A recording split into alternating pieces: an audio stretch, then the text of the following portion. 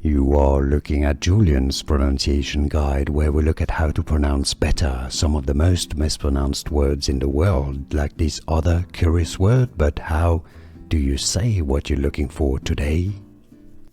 Let's learn once and for all how to pronounce the name of this recipe or preparation, which is, if you want to learn more names of coffees and different preparations, make sure to stay tuned. Let's break it down.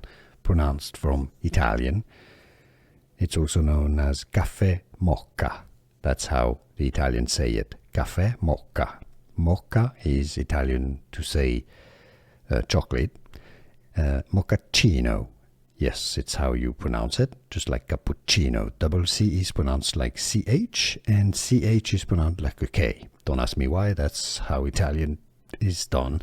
Mochaccino is how you say it. Mochaccino. Italian pronunciation. In English, similarly, mochaccino. Here are more videos on how to pronounce more confusing words and names too many mispronounced. Like this video if you found it useful. I appreciate your support. I'll see you soon and thanks for watching.